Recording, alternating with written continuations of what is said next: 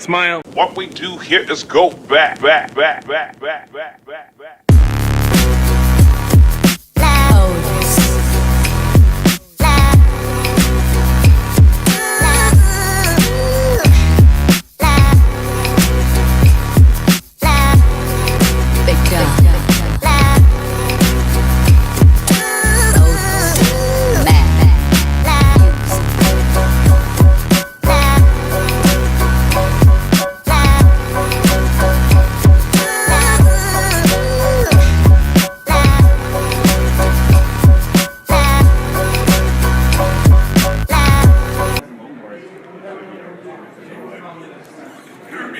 Tile plus Kirby paint and tile. Hello YouTube and hello 9th Age community. This is Charles from Evershade Gaming and I'm bringing you another 9th Age battle report. This game is round 2 at the Adepticon GT that just happened this weekend. I had some time and I'm putting these battle reports right out there. So let's get right into it. I'm going to put my list in the comments, or in the description of this video, but let's look at my opponent's list. So, played Kingdom of Equitame, and the first guy, the Grail Duke, he is the Mace of Tristan, which lets your strength be 1 higher than the toughness of the model they're attacking. That's quite nice. And then, if this strength would be higher than this rule, ignore that, that's whatever. This is the other thing, for every hit the weapon does on a 4-up, any magical weapons carried by the model reverted to the mundane type, so that's insanely good. Armor Percival, it's heavy armor, lets your ward save be a +1 to maximum of 4-up, so if you got the Blessing, strength 5, you're 4-up, and then divine attacks don't work against this model, it's amazing. Lucky Charm gives you that 1 reroll, push with swiftness, and then the Virtue of Valor is the bear automatically issues a challenge whenever possible, and this challenge must be accepted whenever possible. When fighting a challenge, the bear may reroll all failed to hit and to wound rolls. So, altogether, really nice, solid Grail Duke. Well, it's really amazing. So, he also has a Questing Duke. This guy is the Crusader Helm. The wearer may reroll failed armor saves, and Lethal Strike doesn't work against that model. And then the Questing Duke has the Divine Icon and the Virtue of Audacity, which is the character when the character is in base to contact the enemy with either strength or toughness 5 or more, excluding weapon bonuses. The character has stubborn and may reroll failed to hit and wound rolls. Gosh, both these characters get some really good rerolls against models that wouldn't rather them not have the rerolls. So, and then he just has a Damsel with Wizard Master and 4 spells. That's nice. And then his BSB is that Paladin, and that guy just has a Hardened Shield. So nice and cheap. I mean, he goes in the 2nd rank, so why kid him out to kill? So, and then he has 10 Knights of the Realm, and they have the War Standard, and then he has and the one with the War Standard is where he puts his BSB, his Grail Duke, and his Damsel. And then he has 11 Knights of the Realm. This is where he puts his Questing Duke. And then he has 3 Things of Peasant Bowmen, just like 10 or 11 in each. And then 4 Pegasus Knights, Gleaming Icon, and 2 Trebuchets. So, good list, solid list, lots of Knights. The spells I rolled up this game were Enveloping Embers, Pyroclastic Flow, Scorching Salvo, and Flaming Swords. All great spells. I'm not entirely sure my opponent's spell. I know he has the Raise spell, the Toughness spell from Druidism. I want to say the Wood spell, and then a -1 weapon skill spell. All I know he was bringing knights back from the dead. I can't exactly remember what all the Druidism spells are though. The objective for this game is Breakthrough, and the deployment type was in Circle. So I got the Defender. I believe my opponent was able to choose the Attacker. And I let him start dropping first, but he has all those Peasant Bowmen, and unfortunately my list does not have a lot of Shaft. So I ended up kind of dropping. He had about 5. He had his 2 Knight blocks, his characters, I think his Trebs, and his Pegasus Knights. And I actually, this is my mistake. This game is I ended up kind of dropping to go get turn 1. I didn't have a guaranteed turn 1 either, but I was like, oh, I don't know where I want to put these, and I just kind of dropped. So for my deployment, I have my arcane engine on the left, and then my heavy infantry. And then in front of the heavy infantry is one of the 10 flagellants and the 10 militia. I have my mortar and a cannon in the woods, and then I have my other cannon behind a hill. I have my knights to the, I guess, left of those woods, and then 10 flagellants, and then my knights of Sun Griffin are holding down the flank. So my opponent out-deployed me here, but I let him do that. So he put both his knight units on the one side of the board where only the Knights of the Sun Griffin can fight them, which I thought was a really smart idea. And then he has his 2 Trebs over there as well in that corner, and his Pegasus Knights. So, he kind of started with his little 10 packs of archers. I think I actually I don't know if I dropped first or not. I don't know. I just know that I kind of ran out of chaff, and then I didn't know where I wanted to commit, so I just kind of laid everything down. And then in the middle of the board, though, he does have a unit of 10 archers, and on the far left, he has that 1 small unit. So Empire Sonstal goes first, and I didn't get a good picture of my movement. On the side without all the knights, I threw my flagellants forward, I threw my archers forward, because I'm trying to get those guys to go kill those peasants. And then everything just kind of swung, like my Helvetier horde just reformed, and they're just kind of turning me to go kind of get into a better position. In the magic phase, however, I did do a small fireball on these peasant archers, and I just killed a couple of them. And then I also used the engine's ability to give know thy enemy to the flagellants. I really just wanted to give them the 3d6 leadership test, so I didn't want them to charge forward. This cannon misfires turn 1, and I don't think much of their shooting happens other than I think these guys shoot with, they got the long range, they got the 6 inches from ready aim fire, and I think they might kill a peasant bowman or 2. Kingdom of Ectane, turn 1, he moves up his knights pretty aggressively, and definitely gets, I think he got within 12 inches of the Knights of the Sun Griffin. And yeah, just moved up with his night blocks, started getting them in good positions. The magic phase, it is 3 to 3, and I stop his spell. And in the shooting phase, both his Trebs miss. I think one might misfire, and then he does cause a panic test on my peasant bowman with on my militia with his peasant bowman, and they flee to be right there. Empire Sunsol, turn 2. I give on the double to my heavy infantry. And unfortunately, that's the only picture I have, actually. I know I didn't really have a very interesting turn 2. None of my shooting really did anything. I think I might have killed a Pegasus Knight with a cannon. My magic was a dud that turn. And it was just I'm just out of position, and I was trying to get things into position. I didn't charge my Knights of Sun Griffin. I did mention how I think they were 12 or 13 inches away, and I was just kind of scared of that questing Duke. So I just kind of pulled them back a few inches, but as soon as I was pulling them back, I'm only 16 inches away from this guy. He's gonna easily charge in. So kind of bad mood there. It would have been better to charge downhill, try and just hold them up for 1 round of combat, than let them come in with all their strength 6. So yeah, EOS turn 2. Short and not good. KOE turn 2, the Pegasus Knights fail a short charge of my Imperial Guard, and the questing Duke with his Knights charge into my Knights of Sun Griffin, and then this is a good picture of how the rest of the board is starting to look. I've got those flagellants going after a pack of the Peasant Bowmen, and I've got my heavy infantry is about to move past that building. That building was my bane the entire game. I've got my Imperial Guard kind of with my wizard in the middle of everything. That was also, I didn't really like that they were there.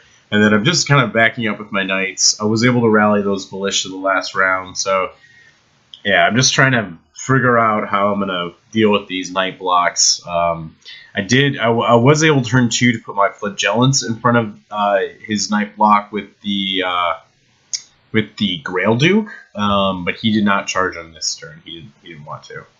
The magic phase is 9 dice to 6, and my opponent only gets off in 20 roots. Give them a -1 weapon skill, so not too bad. And then he shoots off 2 flaggies, and he kills a few Imperial Guard, I believe, with a trebuchet. And then after combat, the Questing Duke and his knights easily crush the Knights of Sun Griffin. That was just such a bad position to put that unit in. And then they reform to look like that. And there is a knight of the Sun Griffin, a dead one, supporting the weight of the unit that just killed him. Slightly ironic at this point. EOS Turn 3. The Flagellants over here charge and get into the archers. And the heavy infantry move past the building. The Flagellants are chaffing. They didn't have to charge that round. They didn't French's charge. I got the archers into a decent, or the militia into with pistols into a decent chaffing position. So yeah, at least I'm chaffing him decently. I did lose 1 flagellant to the stand and shoot in the magic phase, so I get off a scorching salvo. It doesn't really do too much. It does kill 2 of these Knights of the Realm, and I also get off a decent Pyroclastic Flow and kill a couple Pegasus Knights, so not too bad.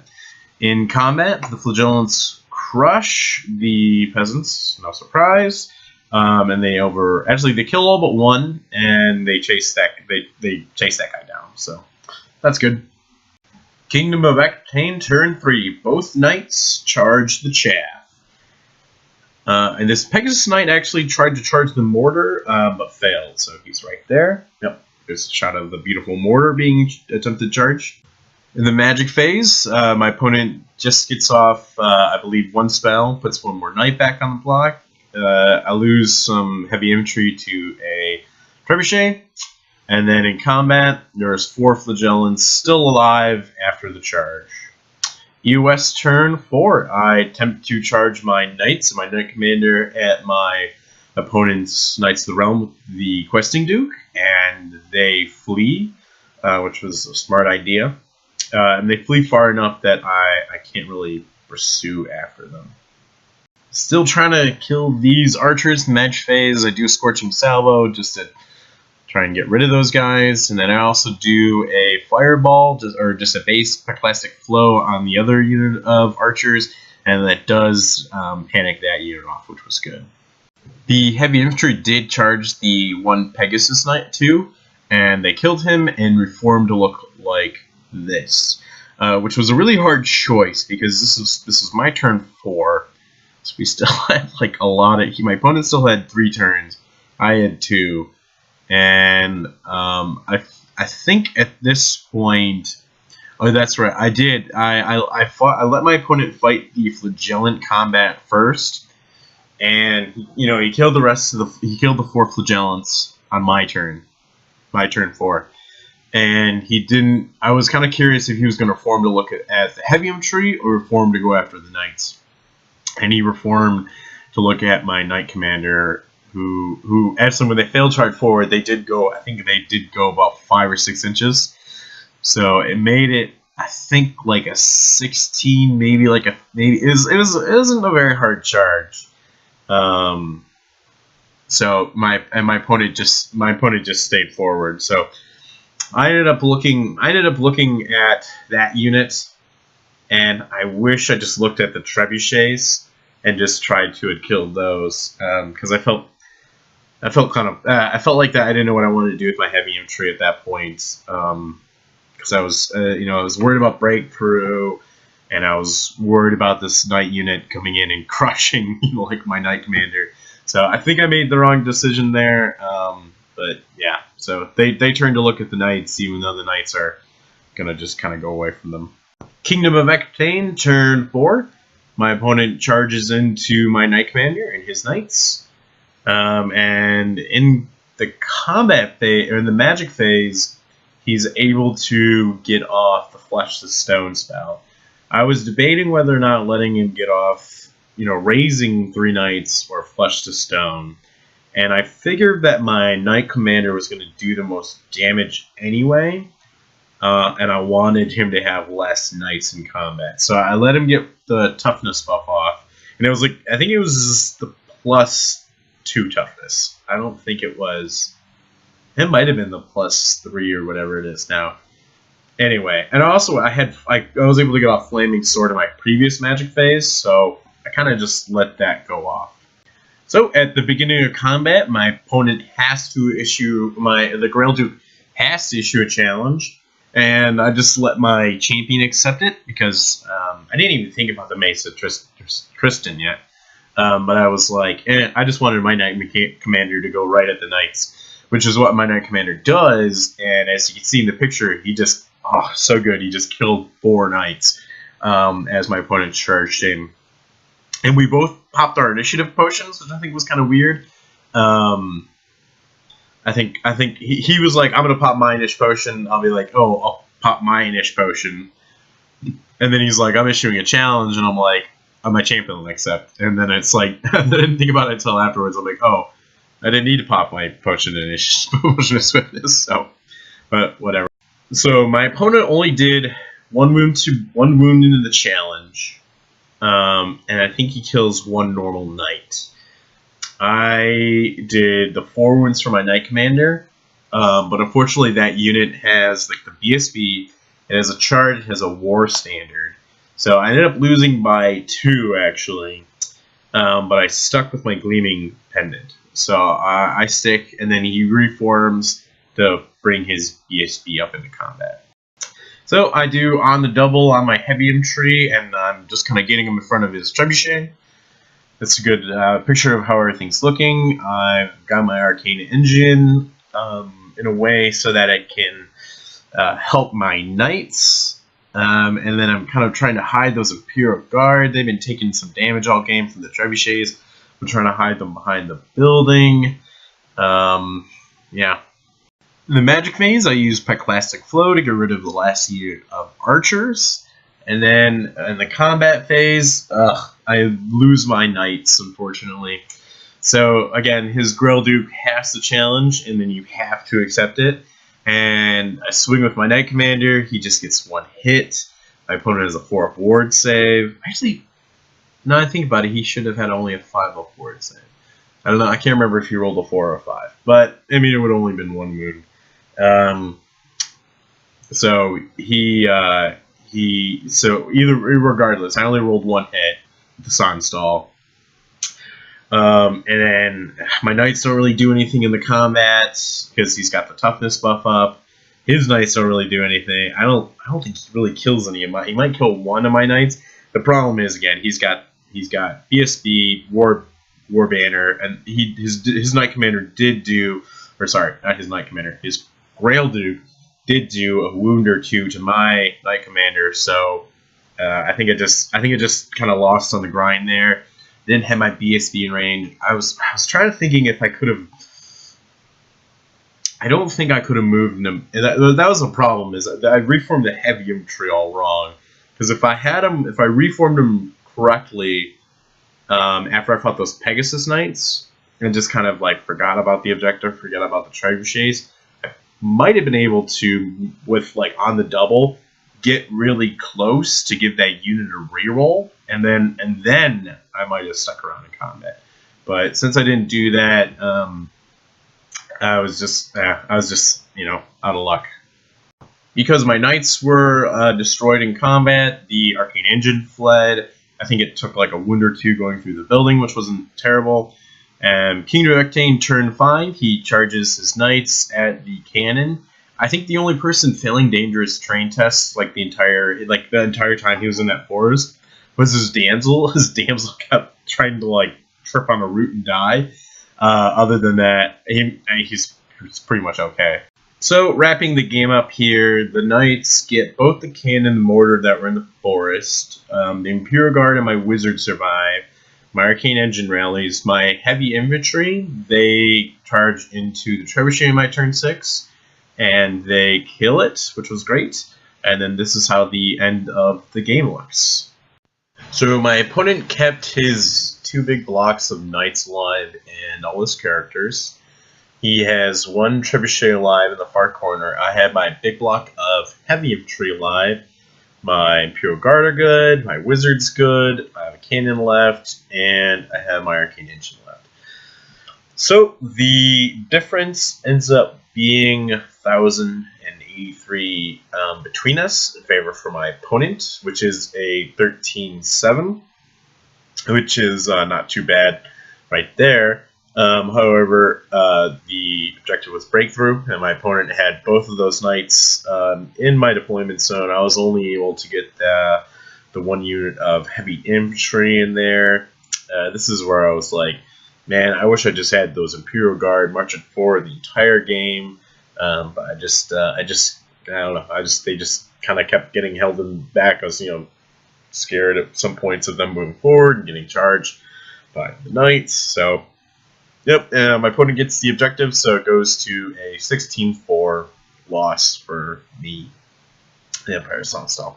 Which, that's okay. I'm sitting at 23 battle points so far, which isn't a terrible place to be after round 2. So, yep.